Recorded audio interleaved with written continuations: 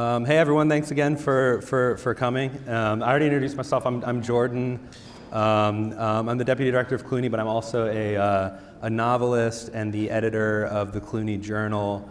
And so I wanted to have a discussion about literature with two of the great literary artists of our time. I'll introduce them real quick, and then we'll get going. Ariana Reines is an award-winning poet, playwright, and translator. Her newest books are The Rose, Grey Wolf, 2025, and Wave of Blood, Divided UK, 2024. A Sandbook was longlisted for the National Book Award and won the Kingsley Tufts Prize in 2020. Also in 2020, while a divinity student at Harvard, Reines founded Invisible College, an online space for the study of poetry and sacred texts. Michael Clune is the author of the novel Pan, which comes out this summer, the memoirs Game Life and Whiteout, The Secret Life of Heroin, and 3 academic books, most recently A Defense of Judgment from the University of Chicago Press in 2023. His essays have appeared in Harper's, Critical Inquiry, Behavioral and Brain Sciences, Best American Essays, PMLA, and elsewhere. Let's give it up for them, actually, if we could just...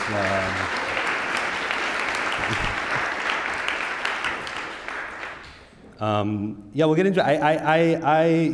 I'll start by framing the discussion and then open it up.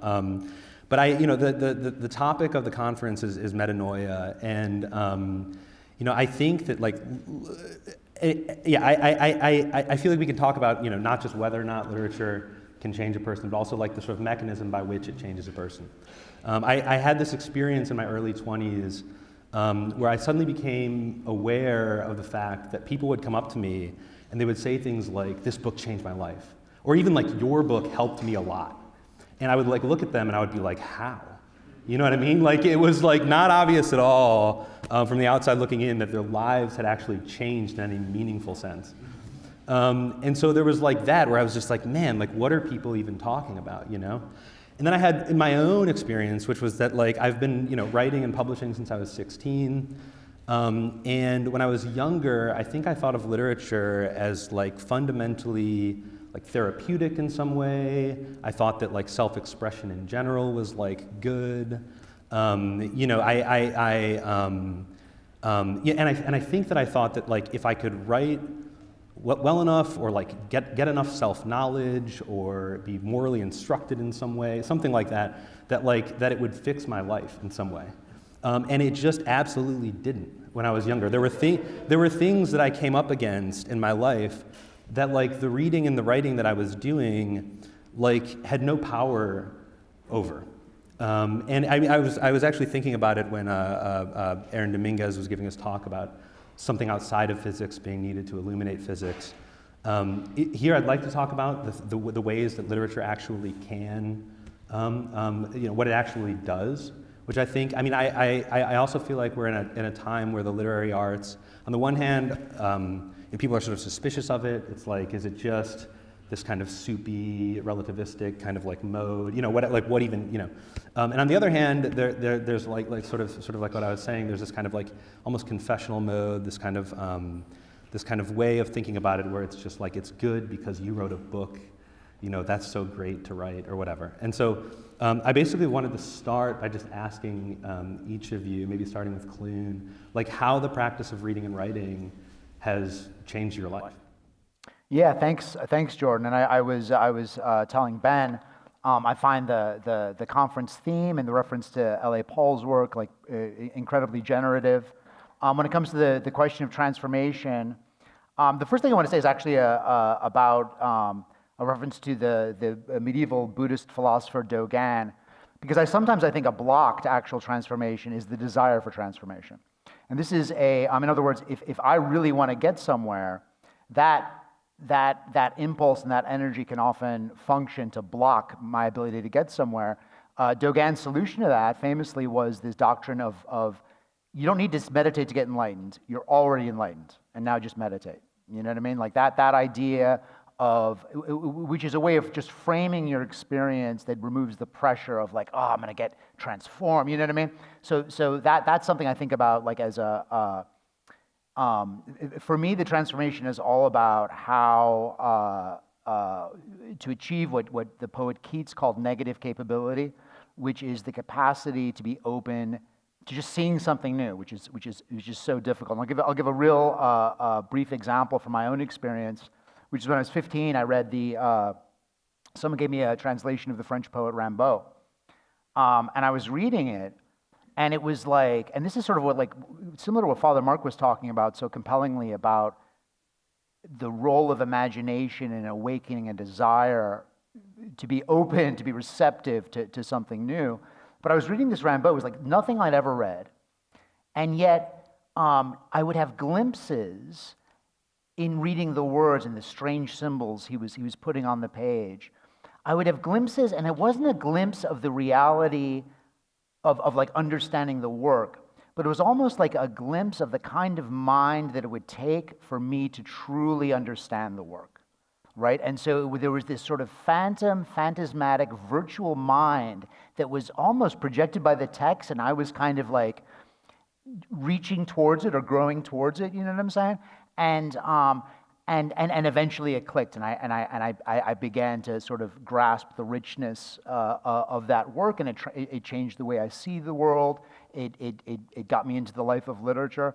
But for me, it's really, in recovery, we've a saying, if it's not practical, it's not spiritual, which is a saying I really like. And for me, the transformation of literature that literature can offer, it is very practical. It's the first time you look at the first page of a book, and you're trying to orient yourself. You're trying to figure out what kind of book is this? What kind of person do I need to be? What kind of call is this making on me? That's transformative, and being receptive to that, I feel like, is the challenge. And this is against and completely alien to our culture's idea that what we should get from art is it should be relatable. You know what I mean? It should meet us where we are, rather than presenting a kind of call that calls me out of myself, right, into a new state of perception, a new state of being. Thanks. That was beautiful. Are you hearing me? My poof of hair keeps knocking the lavalier off my ear. So I'm a poet, and there's a way in which poetry, it's kind of like the nanoparticulate of narrative in some ways. I'm thinking about the first panel. And I suppose I find myself wanting to talk about intimacy, because what's peculiar about being a poet is nobody knows what it is. It's really weird, and you kind of can't see it. Like I guess it exists in books, but I feel like that's hardly the fifth of it. Most of it is an experience of language, and what's bizarre about making art with something that everybody's using is there's an uncanny quality of it being mine and not mine. Like, I didn't invent the language. I'm not even crafting a narrative. I'm doing something that's so close to my body and my sensations, and also it's close to my experience, which is to say there's almost narrative happening in it, but it's getting closer to this unhomely, uncanny kind of immanence with an A of something that seems to be happening not only to me, but about me, through me, and with me, that language partakes of. So it's almost like, it's weird to make art like that, that's so close to nothing, you know? And I feel like what I got from whatever literature is, I don't know where to draw the line about what literature isn't. Like, but what I got from Rimbaud and other kind of strong initiators, I guess, into the mystery is this sense of intimacy. I feel like the way you describe that sense of an emanation from the soul or something, there's, I feel like we are in a crisis of intimacy at this time. We are utterly mediated. And you know, a book is a mediated product as well. There's editors and there's people who are selling it and designers and stuff like that. It turns into something that's a little bit different from what the inner experience was. But what I'm interested in is inner experience. And there's something about that that seems like I'm able to stay close to it by practicing poetry, which basically just means writing random shit down and not knowing why and not knowing where it will lead. Wait, I don't think I answered. That works. That actually works. It reminds me of what, when my first novel came out. Someone like asked me about whether or not I thought writing and like prayer were related, which was like people find out you're a Christian and then they like ask you questions like that. And I hadn't thought about it, but I thought like what you described of like writing something down and not knowing ahead of time what it's going to be, or like Clune, you've written about like encountering a work, not knowing what it's going to teach you ahead of time, is almost like a life of faith in a certain way, which is that like you sort of have an orientation, you put one foot in front of the other without knowing what the next thing is going to be. And so in that way, I feel like it's somewhat structurally, I don't know, similar or something like that.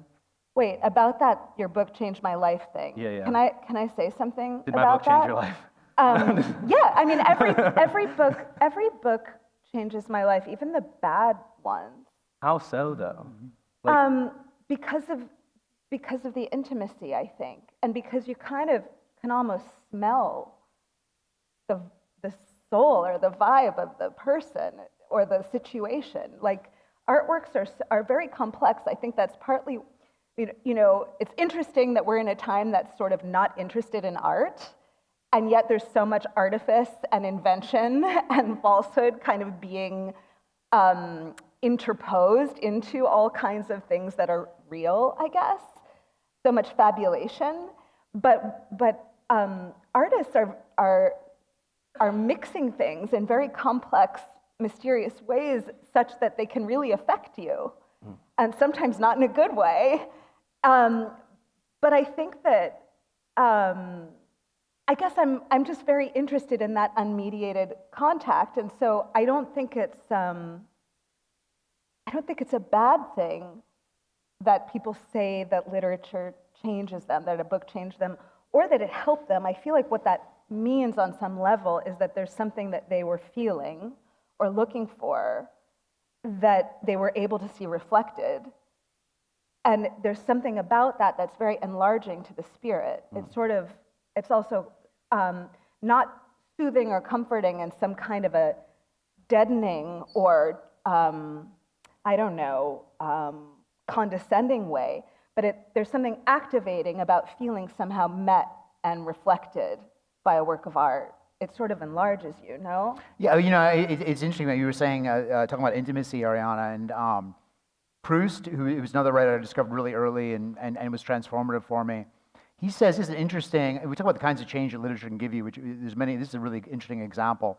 He said, you know, one thing that Proust believed, that I believe it too, is one of the basic causes of suffering for humans is habit, which is neurobiological in the sense that our sensorium is just designed in such a way as to economize perception. It's very, it takes a lot of energy every time to really see something, and so after you are familiar with it, we no longer really see it, we just register it, right? It's just a recognition.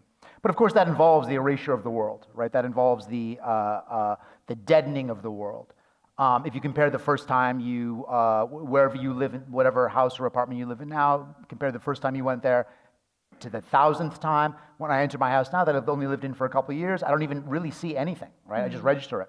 So what Proust said was art is actually a technology for defeating this problem, for overcoming habit. And the way it does that is because it an artwork, a complex work of art, is actually, we think of it as an object, we say art object, but it's wrong. We should say art subject, because it's sort of a matrix of subjectivity that you can see the world through someone else's eyes, which is a cliched phrase.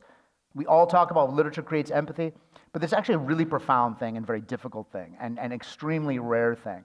And so, but that capacity, and I have this experience all the time with work, with literature, where it really is like a matrix, and I'll walk around just seeing the world through someone else's eyes. And the amazing thing about that is, it doesn't have to be a better person morally. It doesn't have to be a more interesting person even. It's just their perception of the world, and through their eyes, the world becomes new.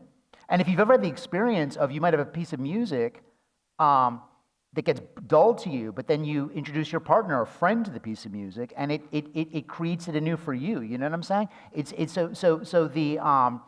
And novelty is life, right? I mean, newness is new life. That's the stakes of it, which are as high. I think that's as high a stakes as it can be. And I think this is not like a kind of imaginary thing literature might be able to do. It really does it. You know what I'm saying? It really does that. And so that's what your provocative thoughts made me think of, Ariana.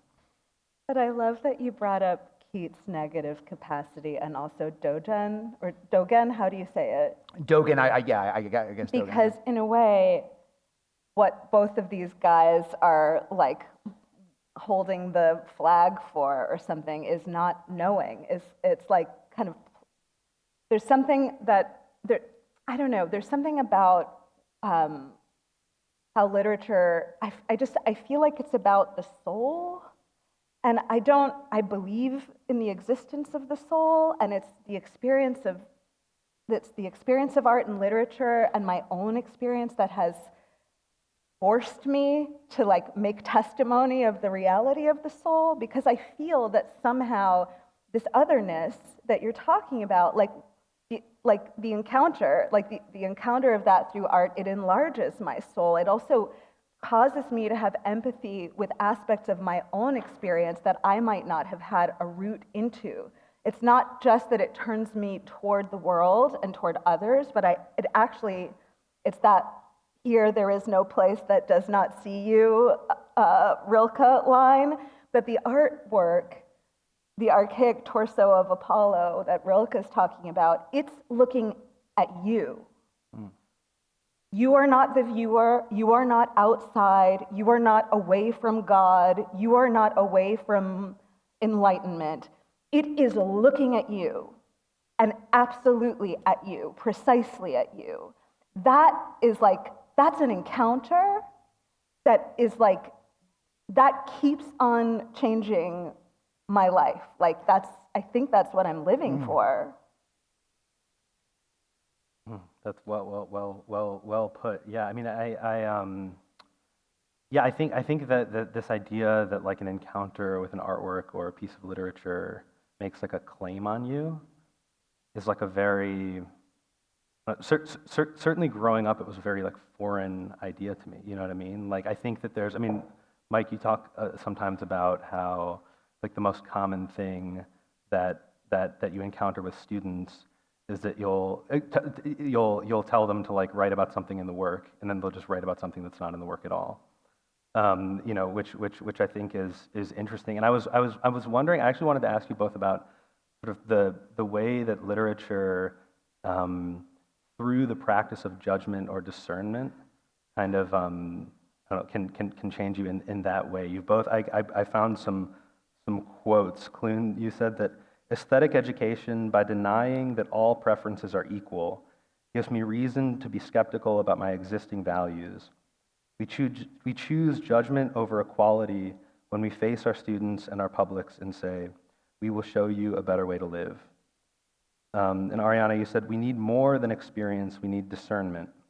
Poetry is a great tool for discernment because you don't know what you think beforehand. The poem happens, and it's through it that you find out what you think, what is really happening, how your body is measuring reality for you, which I think are both great things to say. I was wondering if you guys had anything more to sort of say about that. Yeah, I mean the enemy of the enemy of transformation, the enemy of great literature, is basically the ethos of our society, which is we're going to respond to what you already like. You know what I mean? Like everything is directed towards what you already like, which has this, I call it pseudo-egalitarian, right? It's pseudo-egalitarian because it raises the, something I think we hopefully all believe in, which is the equality of persons, right? But it raises that to the equality of consumer preferences. You know what I mean? So the very idea that there might be some desires that are better than other desires, that there are some values that are better than other values, is actually controversial, and it goes against the whole consumerist kind of ethos of our culture. But that's like the from in my own experience as a reader, as a writer, in life, the ground of transformation is dissatisfaction with what I already like, with what I want, with who I am. You know what I'm saying? Like that sense of negative. So negativity has to come first. And it sounds weird, but you have to cultivate negativity. Like my opening to literature when I was a immigrant, working class family, first generation. My parents hadn't gone to college or anything. I'm in this suburb in Chicago, and I just gradually got the feeling like this all sucks. You know what I mean? Like everything sucks. Like this culture sucks. You know what I mean? These like everything. It's just this world of gray, flat crap. You know what I mean? And that's powerful though, because that was like, it was like, wow, this literature stuff. This is something different. And not just different in a kind of like everything's equal, just different. Everyone likes different things. Like no, this is like great. Generations of people have testified to the greatness of William Blake or Milton or Emily Dickinson, and that's the faith I needed to say like, hey, there's actually someone. There was the book section of the bookstore was called the classics, and I would go there and I'd just be like, and that was a call. You know what I mean? It was a call to say that there's something higher and better than this flat landscape. You know what I mean? Constantly addressing my existing preferences. So that negativity was really the precondition for transformation. What was said in the earlier panel by Ben about needing a place of safety to be comfortable with taking risks, I think is true in certain contexts. There's a lot of psychology that bears that out. But I think what it leaves out is for true transformation, negativity, a feeling of dis-ease, a feeling of discomfort. That's the ground that inspires transformation. And if we live in a culture where everyone's saying everything that you think, everything that you want, everything that you value, everything you choose, that's cool. You know what I mean? Like we're all on the same level with that. That denies us the capacity for that kind of transformation. That was beautiful. Okay, so it's very, very peculiar to live and to be living in times that are so pious, I guess. You think now in particular? Yeah, I do. So okay, go ahead. so what's strange about language? What's strange about language is it doesn't belong to us, actually.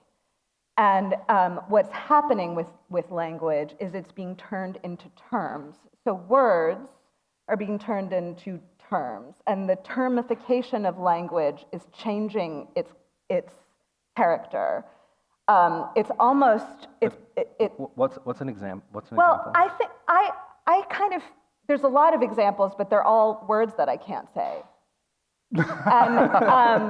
and it depends on the context. But there's all kinds of words that you can't say. I was grateful that the Pope's phone calls to Palestine were made reference to earlier today.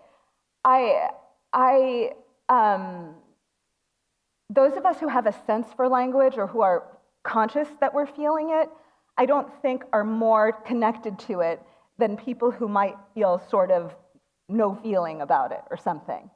I guess what I'm trying to get at is there's something peculiar about this flow of language that is like between us, through us, it's historical, it's actual, it's imminent, it's everything.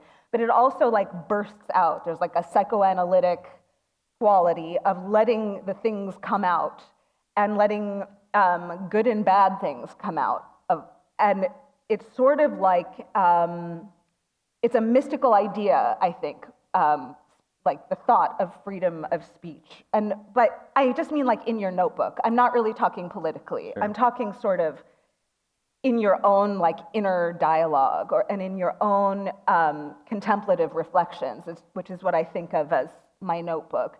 There's something about not knowing where it will go that is quite mystical. I think it's what William Carlos Williams was writing about in Spring and All. I think it's what a lot of modernism, American modernism, was trying to get at, the sense of the now, the sense that this language that we've been talking because we were a British colony, that it is something else right now, and that art has something to do with bearing witness to how consciousness is changing through us. And that is there's something so entangled and a little bit scary and kind of dangerous about that, because I guess what I mean by piety, I'm riffing on something my friend, the poet Rodrigo Toscano, said a couple weeks ago about what he considers to be political art. And it was just such a groovy definition, I thought. He said, a political poem or a piece of valuable political art isn't me standing up and saying the right things that I believe. That's just pious. That's fine. It's good to proclaim what Sure. you know, that has its place. But political, to him, what is truly activating and interesting, political art, is where ideas and senses and realities are able to come into contact with each other and with you in a new way, in a way that makes you actually feel more alive to the whole dynamic in the situation than you did by simply saying what you already know about what you already know. And there's something about that that's very, that we're very uncomfortable with that. Like, it's scary. It's like, what if I say some, triggering awful thing, It's like we have terrible anxiety about the fact that we can talk. And I've just been noticing that it's this, godly gift that we have of speech and language and writing, and the fact that we can kind of cultivate these highly sophisticated productions of consciousness together. I think there's terrible dread and anxiety about that very human faculty right now. We're scared of using it wrong. We're, Yeah, I completely agree with you, and I share your completely share your sense of that, Ariana. I'm not sure it's new though. Like, I think about Plato. Plato would kick all of our asses out of the Republic. You know what I'm saying? He had very good reasons for thinking that, right? It's like, why do you want people to rock the boat? Like, what value is there of he said, poets are crazy, right? They're just straight up crazy. And he would take what you were saying as like evidence. but I wouldn't want to be in his republic. No, yeah, I wouldn't either. Yeah, but that sense of a kind of the relation of the writer to the social world has always been fraught. It's been a weird parallel to religion. There's cultic origins and religious origins to poetry, as you've written so beautifully about, Ariana. And I'm really interested because I think you've been talking a lot about from the perspective of writing, and I've been sort of more talking about from the perspective of reading. But I want to switch to that mode of transcendence that comes from writing, which is the whole idea of inspiration. You know what I'm saying? Like the idea of which is ancient, but I feel like is completely real. Like when I'm writing, I know it. I know it's good writing if I feel like I'm possessed. You know what I'm saying? Like literally possessed. And I always get frustrated. There's another kind of dimension of the aspects in our culture that are hostile to art. But I get frustrated by the mode of writing. This idea like know your audience. When you're writing, you should know your audience and write for your audience. It's terrible advice if you're an ambitious writer. If you have any ambition, because the whole point of that of writing, ambitious writing, is to write and you don't know anything about the people that might receive this work. You know what I'm saying? How can I write like Shakespeare? Shakespeare wrote with a complete confidence, like as long as eyes can see and lips can breathe, so long lives this, and this gives life to thee. He wrote with total confidence this would last forever. And he's like completely right about that. I mean, it's like a lot of writers. And so the question is like, how do you create an artifact that will not just reach people in this room, but will reach people 500 years from now, of which you know nothing? And the answer to that, there's no way you can plan that. There's no kind of calculus you can make. It really does involve a kind of receptivity to something coming through you in the ways that I think you're so great at describing, Ariana. You know, you're reminding me as you speak, sorry, I keep bopping this thing off my face, why I try to study, not just look at, but actually study when people feel like they're falling in love and they need to send a certain kind of text message. You studied that? Yeah, like How did you I study did a that? rigorous empirical double-blind Did you really? 20-year. I mean, No, yeah. you know, I yeah. try to. I'm very, very interested in that charge because the charge that you're talking about also grips people in language when they feel like this communication is really important.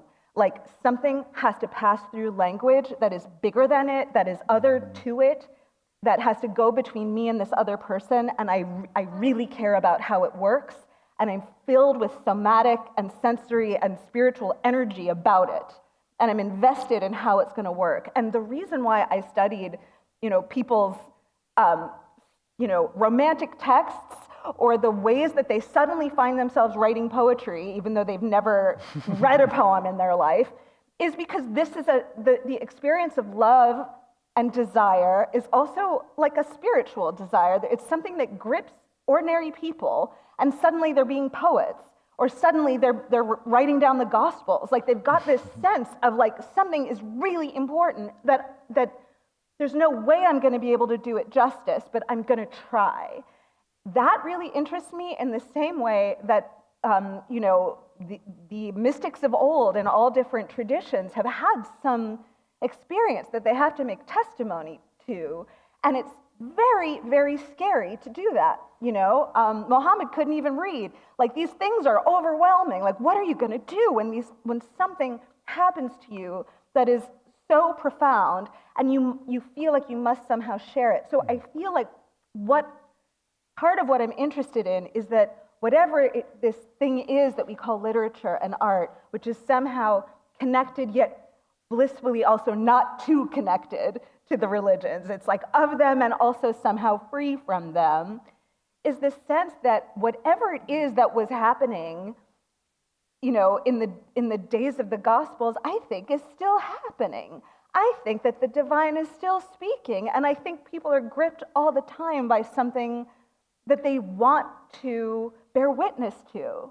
And whatever that is what I try to study. I don't know. It's interesting. I mean, hearing you talk is like I like hear what you're saying.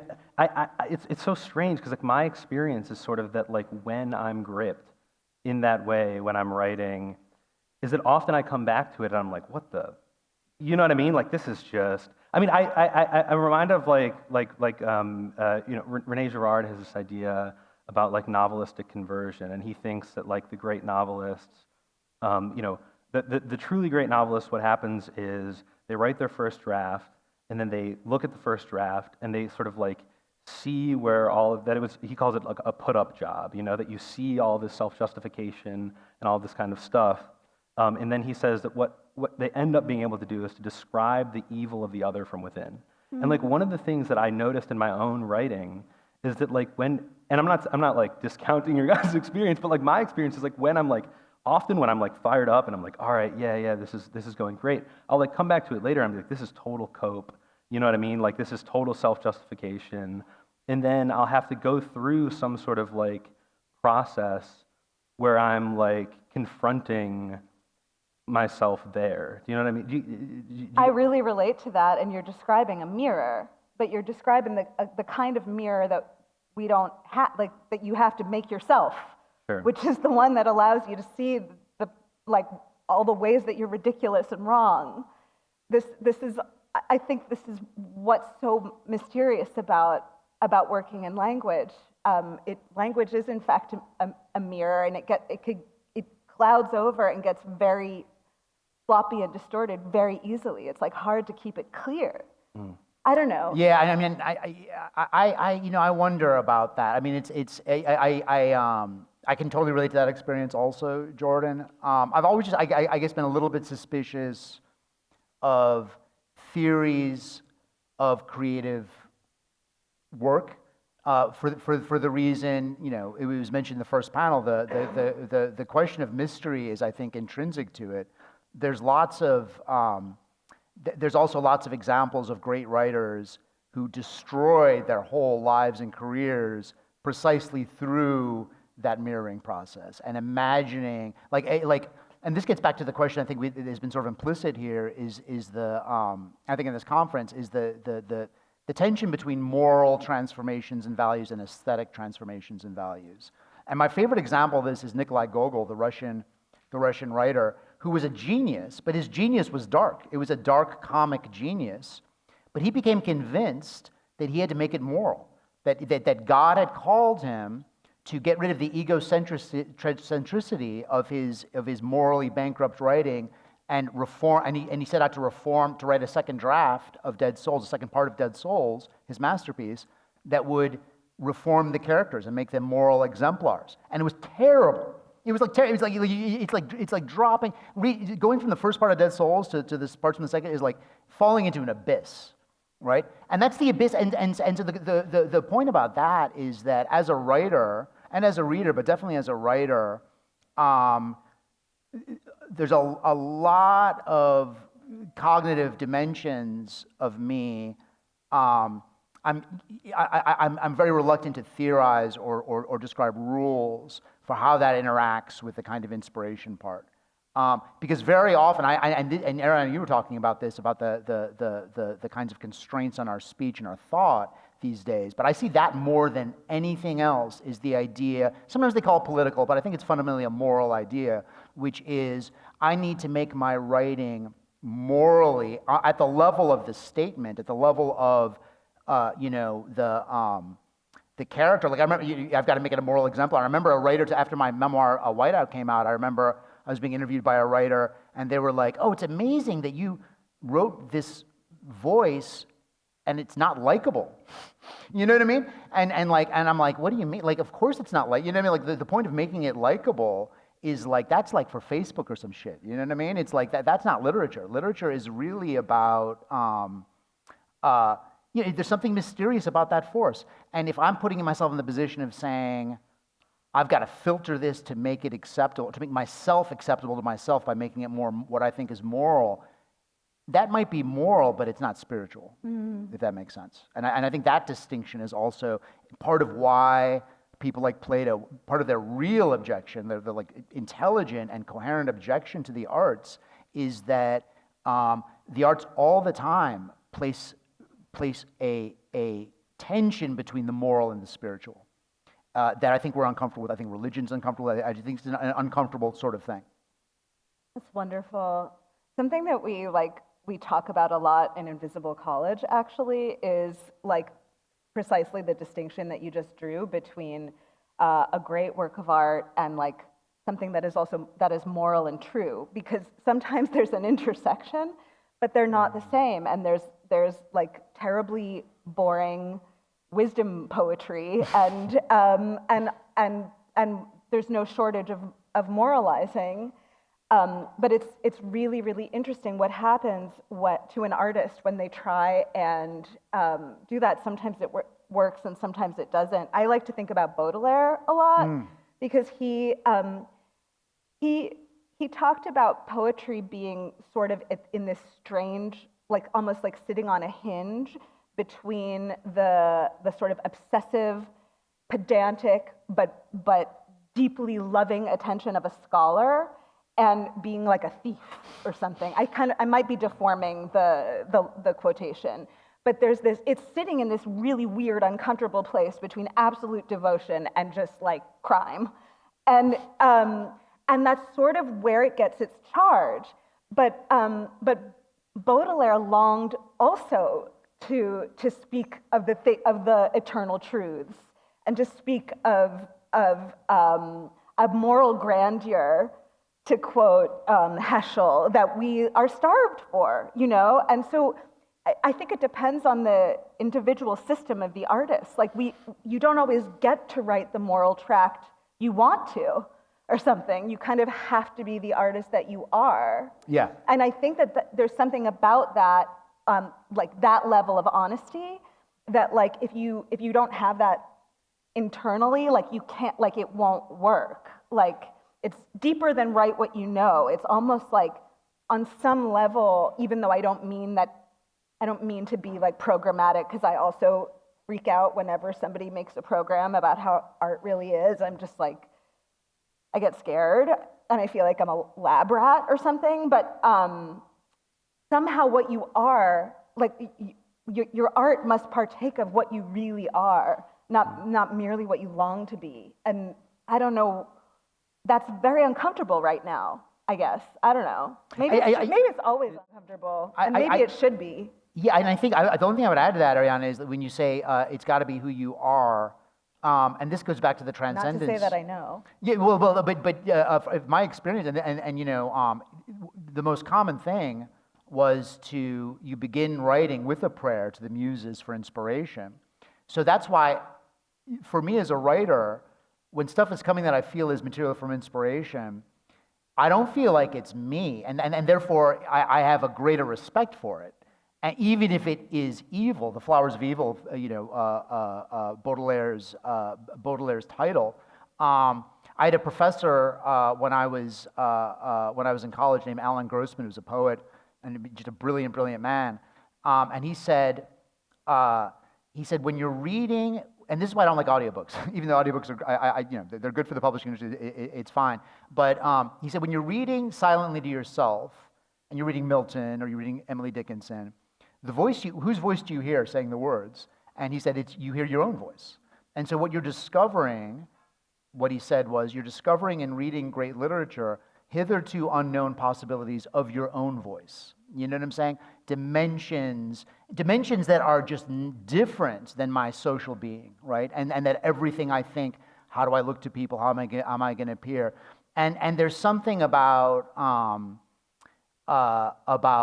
solitude, solitary reading, silent reading, that activates that in a way that is, I think is very powerful. People talk a lot about how we're like a lonely society and so forth, but I think it's really, the problem is the quality of solitude is there's a different quality of solitude if I'm reading, something great silently, and I discover those unknown qualities of my own voice. So it's like, it is, to get back to your point, it's like yeah, it's me, but it's not really me. You know what I'm saying?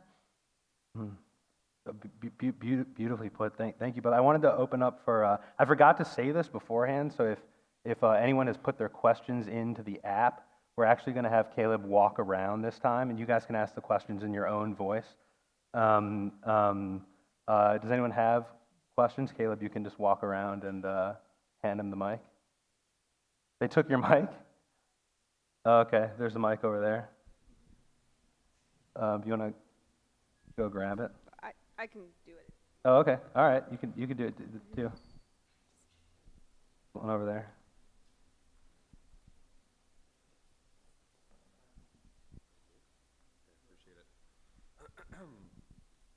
I'm going to try to word it the way I wrote it. Why do you think artists are such effective catalysts of change and inspiration while being such messes themselves? I don't know what you're talking about. I'm a perfect person. That's like, you guys can. So the question is, why are artists such what? Effective catalysts of change and inspiration, while basically, when you look at their personal lives, they tend to be quite disastrous. Yeah, I mean, the thing I would say about that is, like, I used to be a heroin addict, and there's a myth of like, great art comes from people who are messed up or whatever. My own experience is completely different. Like, I didn't write one good thing on drugs ever. It was just complete crap. And actually, the more you look into that myth, which I think it is largely a myth, that art comes from messed up, intoxicated people, a lot of those great writers and artists, their serious drug or alcohol problems started when their work started to decline in many cases. Certainly none of the writers, I think, like Emily Dickinson, Keats, and so forth, they're weird. They're definitely weird. They're strange.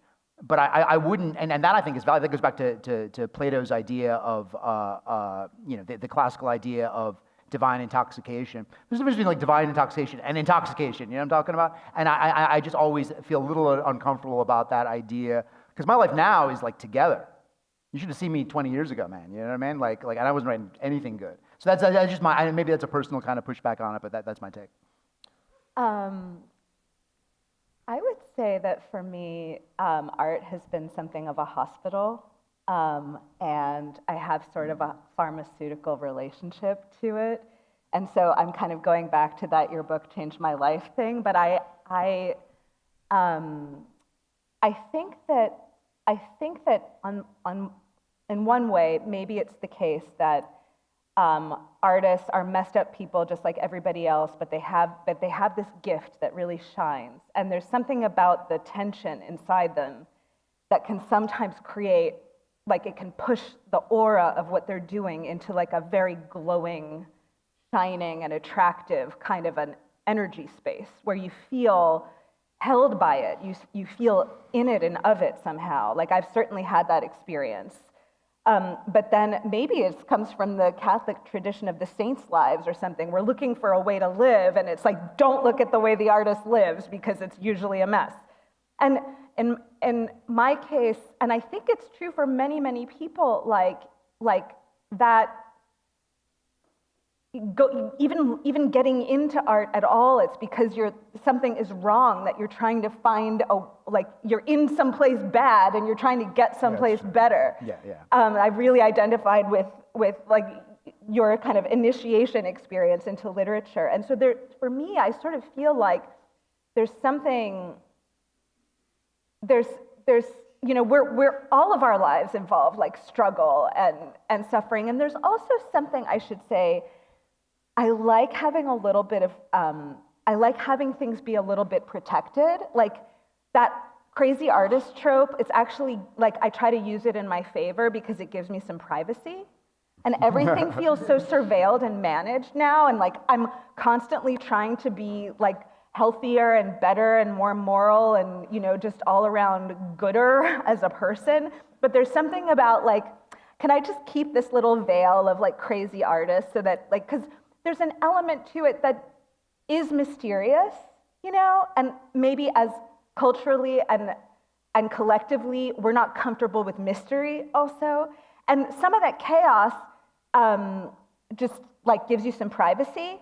And there's one more thing I want to say, which is that I do think that artists, and one of the reasons why artists sometimes have addiction problems or fuck their lives up is because we also feel guilty that what we do is so beautiful.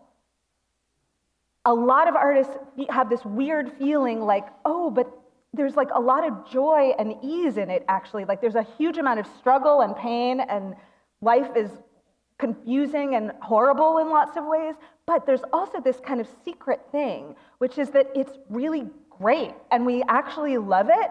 And a lot of us feel guilty about that. That's cool. I don't know. I don't know if you relate to that. Yeah, totally.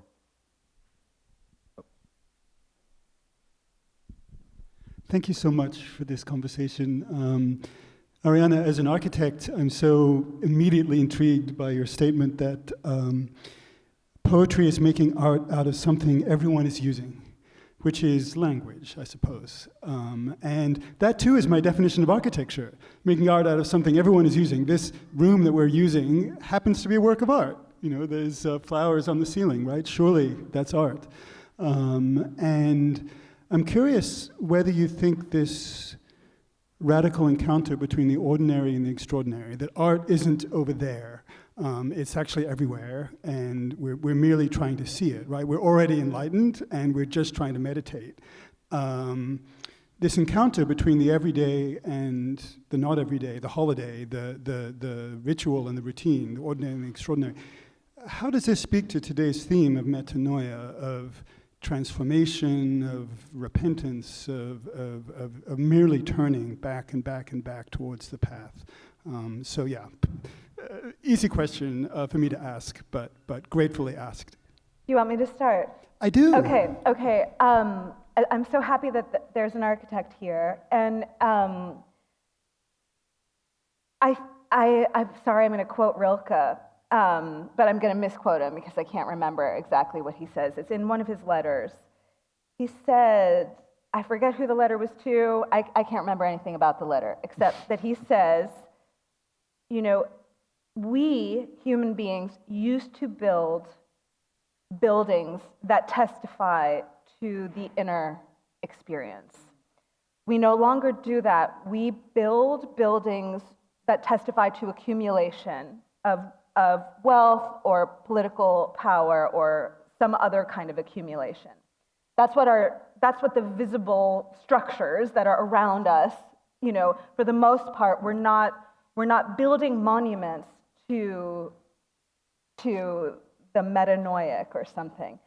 And but he says in the same, like a few lines later, he says, but when this happens, when a person experiences a kind of inner change, stars are born. That's awesome. Sorry.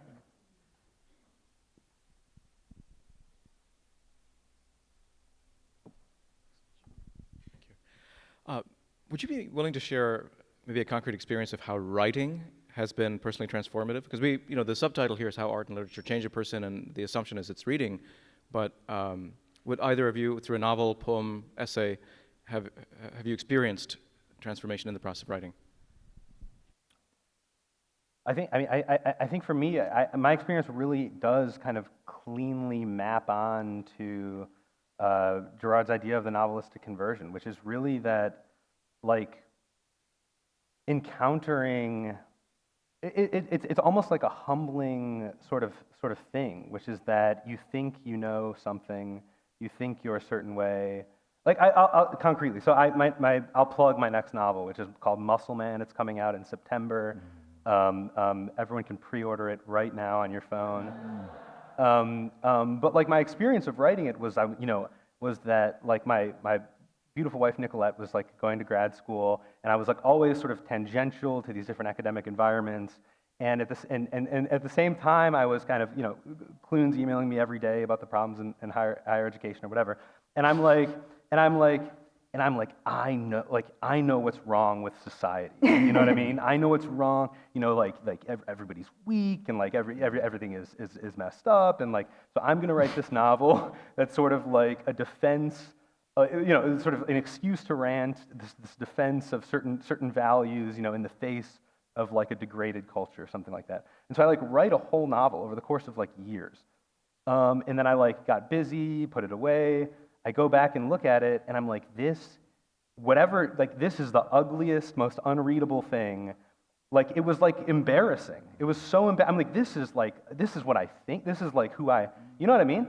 And so it was like a humbling process of like encountering like myself there, and then doing the hard work of like editing it.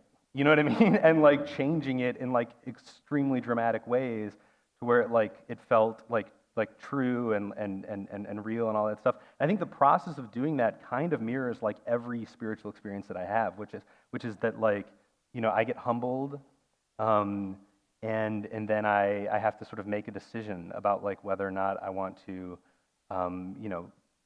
be humbled and grow, or just keep beating my head against the wall. Yeah. I think up here. Hi. First of all, thank you very much. Really enjoyed this. I'm going to ask kind of a practical question. So I wish more people in our contemporary culture read, but I think broadly, I think we have to accept that a lot of people don't. So the way that most people are experiencing the kind of art that you're talking about is typically through television and film.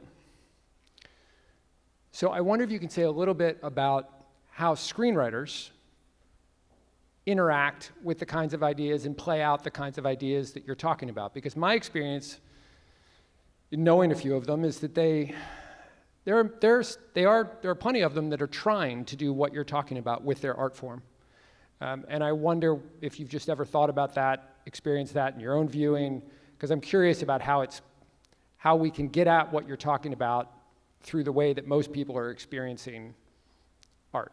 Yeah, that's a great question. There's I won't level the question. You know, one of my books is being turned in. They're trying to turn into a animated TV show, and then when my agent told me about that, I was like, what the hell? Like this book you're gonna turn into a show? Yeah, it was weird. But yeah, I you know, good luck. You know what I mean? I hope it goes well. I'm not gonna have anything to do with it. I don't know anything about that. I hate TV. But one thing I'll say, but part of it is just the whole idea that this kind of artistic experience that we're talking about should be made accessible to everyone. I just totally disagree with that idea. I think that to use the term of scaling, the way this has to work, in my view, is through what I call aesthetic education, right? In other words, the kind of art that moves me, that's transformed me, that inspires me, is work that calls me out of myself, out of what I already like.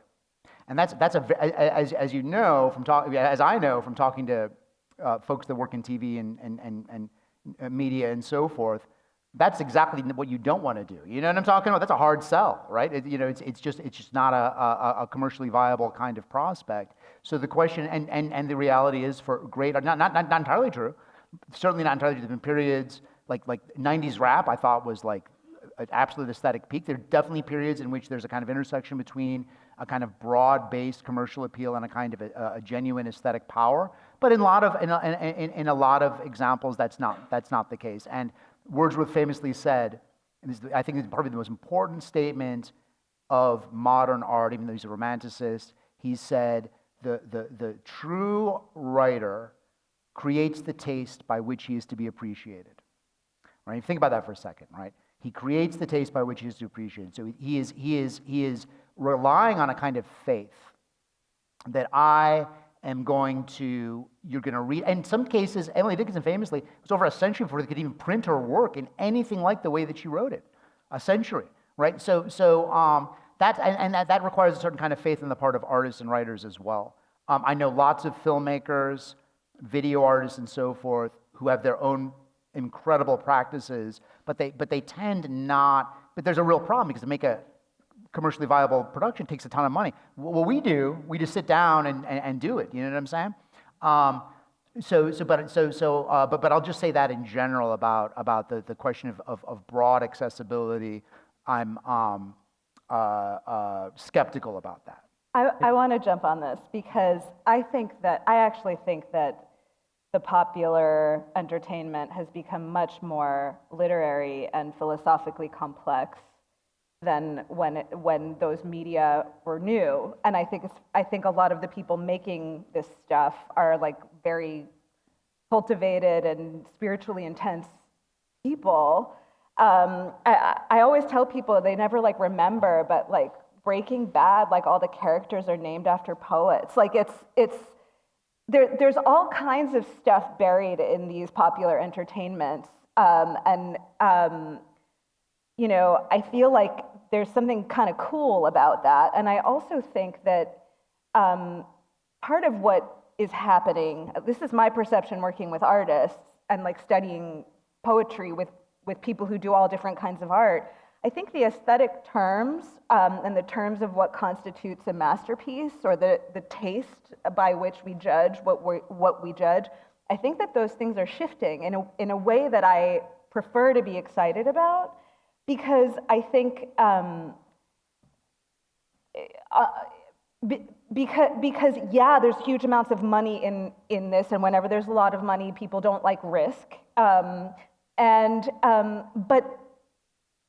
there's like things wax and wane, and people get bored with one thing and want another, and that kind of human changeability and around sort of what people become in the mood for when it comes to art. I think that there's something kind of mysteriously almost animal about when people are in contact with something that feels good, even though they don't know why. And I don't mean feels good like comfortable or, you know, but I mean it's touching something inside them that it makes them feel alive and awake in a new way. People don't deny this when it happens. Like when people have an inner experience that is refreshing and new, they usually move toward it. And I think so just to go back to what you said earlier, I know we're out of time, like what kind of things should we build then? What kind of art should we make then? Something that leaves space for people to have, leave people room to have their inner encounter with what's happening outside of them. This is a bad metaphor, and I'm going to close the panel with it, but I have curly hair, and I've had so many bad haircuts because they're always cutting my frickin' curls off, and then I look like a dumbass. The thing is, if you don't understand that consciousness also spirals, like you need to leave people space to gather fuel in vacant lots, as T.S. Eliot said. Like there's a turning that needs to happen in the spirit, and we have to leave room for that, whether we're building, buildings or artworks or platforms for some other kind of change. I think people need some space. Cool. Great. Yeah, thanks. We're out of time. I completely agree with that. I just watched, I'm going to plug a couple of things really quickly. I just watched a show, Line of Duty, that was the exact opposite of that. It was this hard-hitting, incredible cop show. Anyway, it does the exact opposite of that, but if you want cheap TV, that's a good one. But I was reminded when your question that one of my favorite novelists, Thomas Bernhard, has this quote where he says, "The only interesting thing about literature are invisible processes which no one sees at all." And I think but I think my favorite films are like Ordette, if you've seen the Carl Dreyer Ordette, or Babette's Feast, that actually can somehow represent the inner experience through film. Anyway, I'll say thanks again for Ariana and Mike.